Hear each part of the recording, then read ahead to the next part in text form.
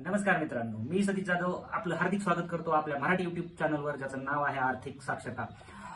मित्रांनो, आजचा विषय हा खूप महत्त्वाचा विषय आहे. याविषयी आपण आर्थिक साक्षरतेमध्ये ज्याला खूप महत्त्व देण्यात आलेलं आहे, आणि तो विषय म्हणजे हेल्थ इन्शुरन्स. आता हा हेल्थ इन्शुरन्स का महत्त्वाचा आहे बाबा, का याला एवढं महत्त्व देण्यात आलेलं आहे, तेच आपण या व्हिडिओमध्ये पाहणार आहोत. तुम्ही जर गुगलवर सर्च केलं की किती लोकांनी हेल्थ इन्शुरन्स घेतलेला आहे, तर तुम्हाला असं दिसेल की फक्त 40 ते 50% लोक किंवा लोकांनी हेल्थ इन्शुरन्स घेतलेला आहे, आणि बाकीच्या लोकांनी हेल्थ इन्शुरन्स घेतलेलाच नाहीये. मग असं काय आहे बाबा, असं का आहे की फक्त 40-50% लोकांनी हेल्थ इन्शुरन्स घेतला आहे आणि बाकीच्यांनी घेतला नाही? त्याचं काय कारण काय आहे? तर असं सर्वे असं सांगतो की बऱ्याच लोकांना असं हेल्थ इन्शुरन्स बद्दल भरपूर सारे गैरसमज आहेत, की ज्यामुळे ते हेल्थ इन्शुरन्स घेण्यास टाळाटाळ करतात, किंवा ते पुढं पुढं ढकलण्याचा प्रयत्न करतात. आणि हे अशी गैरसमज असल्या कारणाने ते इन्शुरन्स घेत नाहीत. मग आजच्या व्हिडिओमध्ये आपण महत्वाचे 10 गैरसमज जे लोकांचे आहेत त्याच गैरसमजाबद्दल बोलणार आहोत, आणि ते गैरसमज दूर करण्याचा प्रयत्न मी या व्हिडिओमधून करणार आहे. तर व्हिडिओ हा खूप महत्वाचा आहे. हा व्हिडिओ पहा. हा व्हिडिओ पाहिल्यानंतर तुम्ही खरंच जर तुम्ही इन्शुरन्स घेतला नसेल तर इन्शुरन्स घेताल. तर पहिला गैरसमज आहे की बरेच लोक असं समजतात की मी तर तरुण आहे, हेल्दी आहे, मला हेल्थ इन्शुरन्सची गरज नाही. असा असा असा लोकांचा गैरसमज आहे, गैरसमज असतो. मग ठीक आहे, तुमचं तुमचं म्हणणं बरोबर आहे की तुम्ही तरुण आहात, यंग आहात. परंतु मित्रांनो, आत्ताच्या काळात असे यंग लोकांना खूप सारे आजार झालेले आहेत. जसे हार्ट अटॅक आता यंग लोकांमध्ये होतोय, डायबिटीज, हायपरटेन्शन हे अशा 30 ते 40 वयोगटातील लोकांना अशा आजारांचा आजार होत आहेत. मग अशा वेळेस तुम्ही जर तुमच्याकडे हेल्थ इन्शुरन्स नसेल तर तुम्हाला खूप मोठ्या आर्थिक नुकसान होण्याचे चान्सेस आहेत. आणि तुम्ही यंग एजमध्ये जर हेल्थ इन्शुरन्स घेतला तर तुम्हाला जो बसणारा प्रीमियम आहे तो खूप कमी असते. म्हणजे 25 वर्ष वयात जर तुम्ही हेल्थ इन्शुरन्स घेतला तर त्याचं प्रीमियम हे 35व्या वर्षी घेतलेल्या इन्शुरन्सपेक्षा खूप कमी असते. तसेच तुम्ही यंग एजमध्ये जर हेल्थ इन्शुरन्स घेतला तर तुमचा जो प्री एक्झिस्टिंग डिसीजचा म्हणजे जो आधी तुम्हाला असलेले आजार आहेत त्याचा जो वेटिंग पिरियड आहे, तो वेटिंग पिरियड लवकरात लवकर समाप्त होतो. म्हणजे जर तुम्ही 25व्या वर्षी हेल्थ इन्शुरन्स घेतला तर तुमचा वेटिंग पिरियड हा 28व्या किंवा 29व्या वर्षी समाप्त होईल. पण तोच इन्शुरन्स जर तुम्ही 40व्या वर्षी घेतला तर 40व्या वर्षी तो वेटिंग पिरियड सुरू होईल आणि तो 44व्या वर्षी समाप्त होईल. याचं नुकसान तुम्हाला होईल. म्हणून तुम्ही यंग असाल किंवा हेल्दी असाल तरीही इन्शुरन्स हा महत्वाचा आहे आणि तो घेतलाच पाहिजे. दुसरा गैरसमज असा की हेल्थ इन्शुरन्स खूप एक्सपेन्सिव्ह आहे. आता महाग आहे हे म्हणणं चुकीचं आहे. कारण तुम्ही बघा की एक हेल्थ इन्शुरन्स जो 25 ते 30 वर्ष वयाच्या व्यक्तीचा ला 500 ते 1000 रुपये पर मंथ एवढा खर्च येतो. 500 ते 1000 रुपये पर मंथ. विचार करा की तुम्हाला 500 ते 1000 रुपये पर मंथ महाग आहेत, की एका हार्ट अटॅकसाठी 5 ते 10 लाख रुपये देणं महाग आहे. एक हार्ट अटॅकची सर्जरी करायची असेल तर 5 ते 10 लाखाचा खर्च येतो. तो तुम्हाला महाग आहे की महिन्याला 500 ते 1000 रुपये देणं महाग आहे? हे ते तुम्हीच ठरवू शकता की हेल्थ इन्शुरन्स महाग आहे की स्वस्त आहे.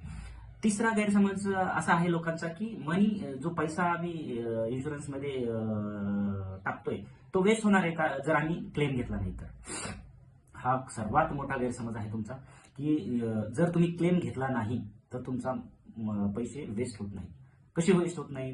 तर जे तुम्ही इन्शुरन्स प्रीमियम पे करताय एखाद्या कंपनीला, तर ते तुम्ही त्यांच्या सर्व्हिससाठी पे करत नाहीये. ते तुमची जी रिस्क आहे कशाची, एखादा आजार झाल्यानंतर तुम्हाला ते पैसे, त्या आजारासाठी जे लागणारे पैसे आहेत ते देण्यासाठी जेवढी रक्कम तुम्हाला द्यावी लागणार आहे, ती जी रिस्क आहे ती कव्हर करण्यासाठी ते तुम्ही प्रीमियम भरताय. म्हणजे किती तेवढ्या लाखाची रिस्क हे ते इन्शुरन्स कंपनी कव्हर करते फक्त महिन्याच्या 500 ते 1000 रुपये च्या खर्चामध्ये. आणि हे जे इन्शुरन्स तुम्ही घेताय ते तुमचं फायनान्शियल, तुमची क्रायसिस आहे त्याच्यापासून तुमचं प्रोटेक्शन करताय. दुसरी गोष्ट म्हणजे तुम्हाला पीस ऑफ माइंड राहते, म्हणजे एक मनाची शांतता राहते की मला कोणताही आजार होऊ द्या, काहीही माझी मेडिकल इमर्जन्सी येऊ द्या घरामध्ये, तर मला इकडे तिकडे पळण्याची गरज लागणार नाहीये. मी माझ्या माझी व्यक्ती आहे, माझे कुटुंब आहे, त्याच्या आजाराकडे किंवा त्याच्या हेल्थ आरोग्याकडे मी लक्ष देईल, ना की पैसे जमा करण्यासाठी मी धावपळ करेन. हे पीस ऑफ माइंड हे हेल्थ इन्शुरन्स देते. दुसरे आहे की यामुळे काय होतं, तुम्हाला टॅक्स बेनिफिट पण मिळतो.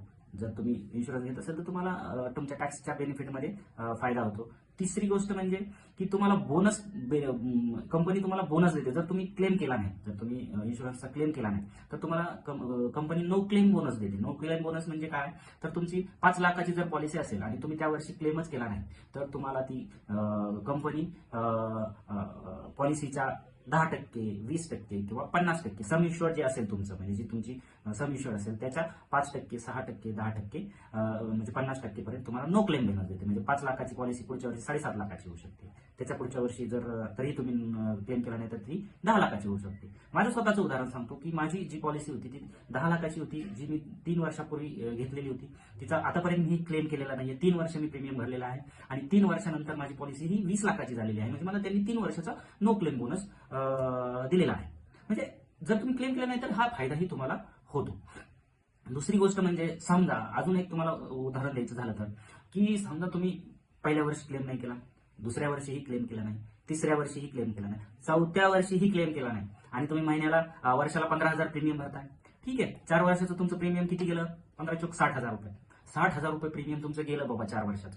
तुम्ही म्हणताल आता आम्ही 4 वर्ष प्रीमियम भरलं आणि क्लेमच केला नाही, आमचे 60,000 रुपये बुडाले. पण 5व्या वर्षी समजा तुमच्या फॅमिलीमध्ये कुणाला डेंग्यू झाला किंवा ऍक्सिडेंट झाला आणि साध्या फक्त डेंग्यूसाठी जर तुमचा मुलगा किंवा तुम्ही जर एखाद्या प्रायव्हेट हॉस्पिटलमध्ये ऍडमिट झालात तर मिनिमम 50,000 ते लाखापर्यंत बिल जाते. जर तुम्ही प्रायव्हेट रूम सगळं जर चांगल्या हॉस्पिटलमध्ये ऍडमिट झालात तर म्हणजे मिनिमम 50,000 तर जातात. पण जास्तीत जास्त चांगलं हॉस्पिटल बघितलं तर 1 लाखापर्यंत मेडिकल बिल येतं. आणि हे मी माझ्या स्वतःच्या डोळ्यात देखाचे उदाहरणं आहेत जे मी सांगतोय, मी बघितलेली उदाहरणं तुम्हाला सांगतोय. मग ते तुमचे 4 वर्षाचं प्रीमियम तुम्ही फक्त 1 वर्षामध्ये रिकव्हर करू शकता. मग असा हा गैरसमज मनातून काढूनच टाका की माझे पैसे वेस्ट होतील जर मी क्लेम केला नाही तर. ठीक आहे. आता चौथा गैरसमज असा आहे की काही लोकांचा गैरसमज आहे की मी इन्शुरन्स का घेऊ, मी माझे पैसे हे सेव्हिंग अकाउंटमध्ये ठेवील आणि मग जर एखादी मेडिकल इमर्जन्सी आली तर मी ते पैसे ह्याच्यासाठी यूज करेल, मेडिकल इमर्जन्सीसाठी.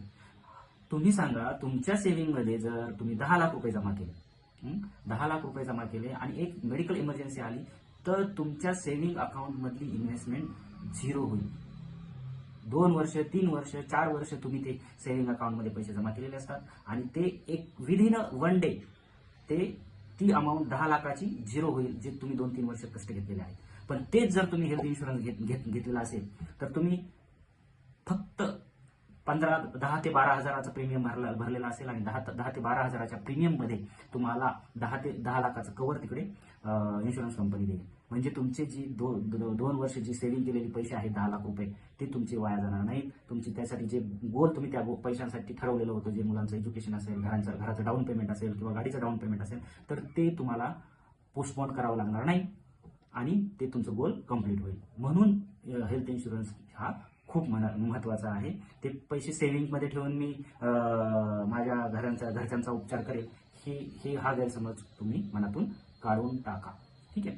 नंतर 5वा गैरसमज असा आहे की समजा जर कोणी प्रायव्हेट कंपन्यामध्ये, भरपूर लोक प्रायव्हेट कंपन्यामध्ये कामं करतात, तर त्या प्रायव्हेट कंपन्या असतील किंवा एखादी गव्हर्नमेंट सुद्धा त्यांच्या एम्प्लॉईला इन्शुरन्स देते की त्यांचा इन्शुरन्स काढलेला असतो किंवा इन्शुरन्स देते. तर खूप लोकांचा असा गैरसमज आहे की माझ्या कंपनीचा हेल्थ इन्शुरन्स आहे तर मी माझ्या स्वतःसाठी का हेल्थ इन्शुरन्स घेऊ. तर कंपनी काय करते की इन्शुरन्स देते, तुम्हाला इन्शुरन्स देते, परंतु तो दिलेला जो इन्शुरन्स आहे तो खूप कमी असतो कंपनीने दिलेला. म्हणजे ते कमीत कमी 4 लाख, 5 लाख, 4 लाखाचा, 3 लाखाचा इन्शुरन्स तुम्हाला देतात. पण जर तुमचं जर एखादी मेडिकल इमर्जन्सी आली आणि त्याचं बिलच 6 लाख झालं तर मग 4 लाख तर ते कंपनी भरेल, उरलेले 2 लाख कोण भरेल, तुम्हाला भरावे लागतील का नाही. म्हणजे कंपनी तर म्हणते आम्ही 4 लाखाचाच इन्शुरन्स तुम्हाला दिलेला आहे. मग उरलेले 2 लाख तुम्हाला तुमच्या खिशामधून भरावे लागतील, तुमच्या सेव्हिंग्समधून भरावे लागतील. म्हणजे तो जो इन्शुरन्स दिलेला आहे कंपनीचा तो अपुरा असतो. अपुरा असल्यामुळं तुम्हाला तुमचा स्वतःचा एक इन्शुरन्स घेणं गरजेचं आहे. तसेच कंपनीचं काय होतं की आज तुम्ही एका कंपनीत जॉब करताय, उद्या तुम्हाला प्रमोशन मिळालं किंवा तुम्हाला कंपनी सोडून दुसऱ्या कंपनीमध्ये जॉब करावासा वाटला, तर मग तो इन्शुरन्स तुमचा तिथेच संपून जाईल. कंपनी सोडली की तुमचा इन्शुरन्स समाप्त.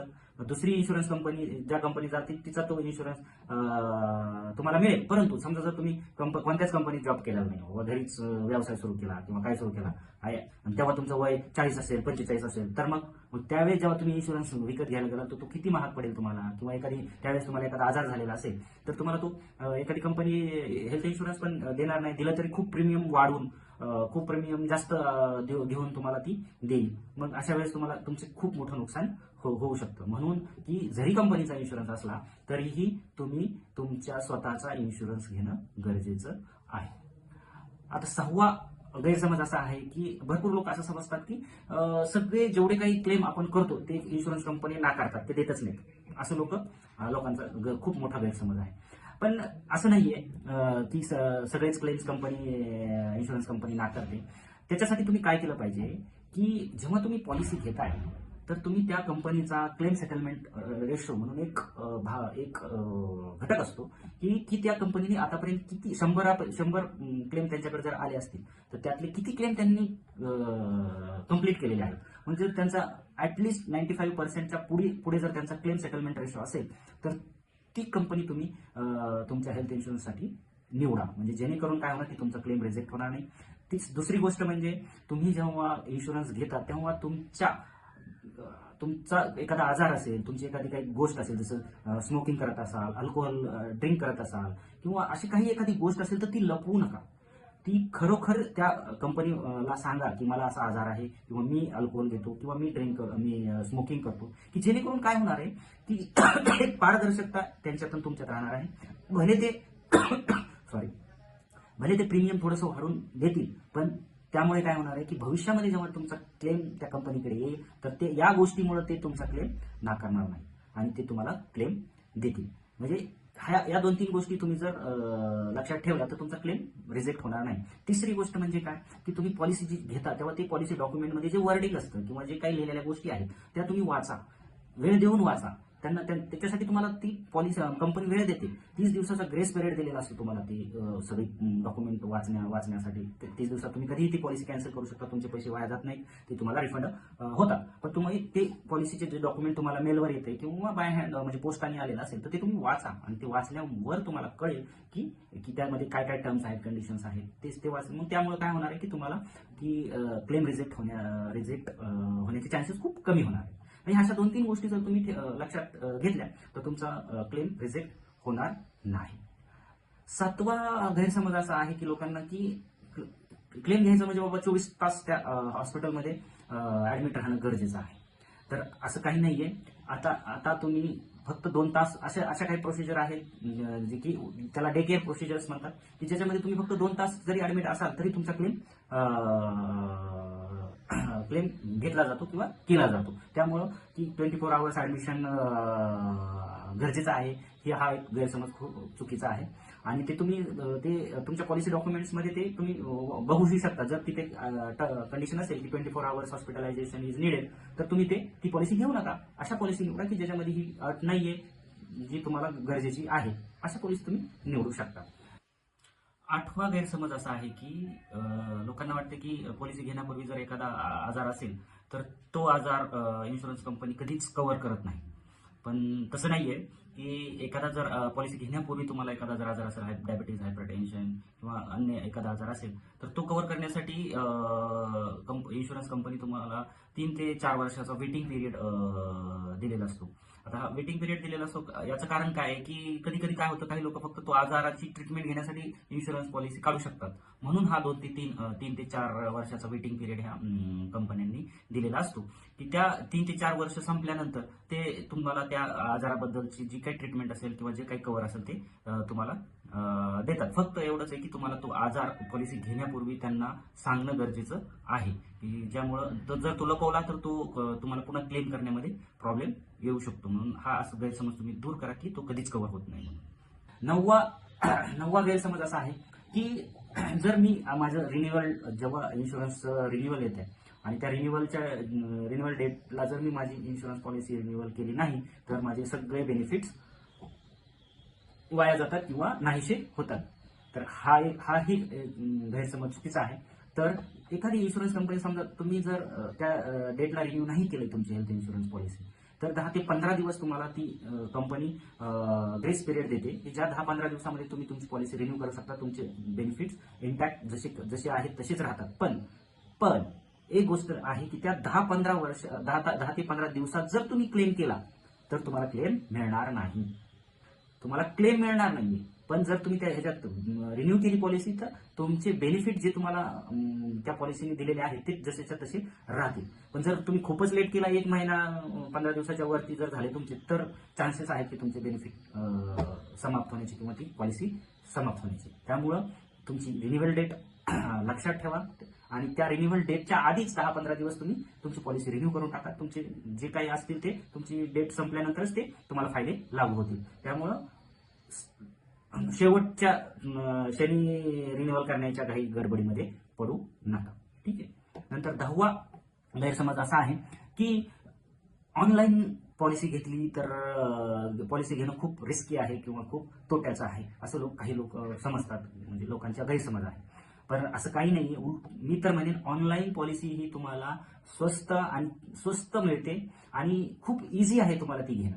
की एखाद्या एजंटला पकडा, त्याला तो त्याच्याला फायद्याच्या ज्या गोष्टी असतील त्या तो तुम्हाला सांगतो आणि ती पॉलिसी तुम्हाला घ्यायला सांगतो. यापेक्षा तुम्ही ऑनलाईनमध्ये तुम्हाला ती प्रीमियम सुद्धा कमी बसते आणि तुम्ही विदिन 10 मिनिट्स किंवा विदिन 15 मिनिट्समध्ये तुम्ही तुमची पॉलिसी घेऊ शकता. असे बरेच प्लॅटफॉर्म आहेत की ज्यावरून तुम्ही पॉलिसी घेऊ शकता. त्याच्याबद्दल मी पुढच्या व्हिडिओमध्ये, जर तुम्हाला वाटलं की मी त्याबद्दल व्हिडिओ बनवावे तर मी त्याचा व्हिडिओ सुद्धा बनवेल. पण ऑनलाईन पॉलिसी जर भीती वाटत असेल तुम्हाला एक ऑनलाईन, पण भीती नाहीशी करणं हे खूप गरजेचं आहे. एखाद्या गोष्टीची जर तुम्हाला भीती वाटत असेल तर ती गोष्ट करूनच तिची भीती नाहीशी होत असते. त्याच्यामुळे एकदा ऑनलाईन घेऊन बघा ना, काय रिस्की आहे, काय फरक पडतो बाबा.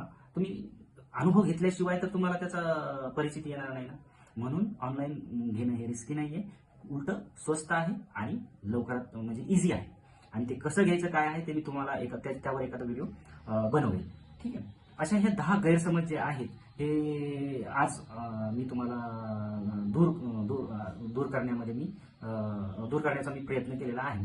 तरी याच्या व्यतिरिक्त जर तुम्हाला अजून काही गैरसमज असतील तर तुम्ही मला कमेंटमध्ये सांगू शकता. मी तेही दूर करण्याचा प्रयत्न करेन. आणि मला आशा आहे की हे गैरसमज तुमचे दूर झाल्यानंतर तुम्ही नक्कीच तुमची हेल्थ इन्शुरन्स उद्याच्या उद्या जाऊन खरेदी करा. कुठेही करा, ऑनलाईन घ्या किंवा तुम्हाला जर तुमचा एखाद्या एजंटकडून घेणं योग्य वाटत असेल तर त्याच्याकडे जाऊन घ्या. पण हेल्थ इन्शुरन्स घ्या. हेल्थ इन्शुरन्स हे ऑप्शन नाही आहे, ती एक नेसेसिटी आहे, ती एक गरज आहे. ते काय पर्याय नाही आहे तुमच्यासाठी, तर तो एक गरज आहे. जर तुम्हाला तुमचं जे सेव्हिंग केलेले पैसे आहेत आणि जे तुमचे ते जर सेव्ह करायचे असतील किंवा प्रोटेक्ट करायचे असतील तर हेल्थ इन्शुरन्स खूप महत्त्वाचं आहे. कारण हेल्थ इन्शुरन्सची कॉस्ट, आपलं मेडिकल कॉस्ट ही खूप झपाट्याने वाढते. म्हणजे जर एक मेडिकल बिल तुम्हाला गरीब करू शकतो, म्हणून हे प्रत्येकाने हा हेल्थ इन्शुरन्स घेणं गरजेचं आहे आणि तो घेतला पाहिजे. चला तर मित्रांनो, जर आजचा हा व्हिडिओ तुम्हाला जर आवडला असेल आणि जर काही तुम्हाला वाटत असेल की काहीतरी महत्त्वाचं चांगलं शिकायला मिळालं तर प्लीज व्हिडिओला लाईक करा, शेअर करा आणि आपल्या चॅनलला सबस्क्राईब करा, की जेणेकरून नवीन जे व्हिडिओ मी पोस्ट करत राहील ते तुम्हाला, त्याचे नोटिफिकेशन तुम्हाला मिळत राहील. त्याच्यामध्ये बेल आयकन जे आहे ते सुद्धा क्लिक करायला विसरू नका. तर एवढं सांगून मी आज इथेच थांबतो. धन्यवाद. पुन्हा भेटूया पुढच्या व्हिडिओमध्ये हेल्थ इन्शुरन्स कसा घ्यायचा आणि हेल्थ इन्शुरन्स घेताना कोणत्या गोष्टी पाहिल्या पाहिजेत याबद्दल आपण शिकणार आहोत. तर पुढचा व्हिडिओ नक्की पहा.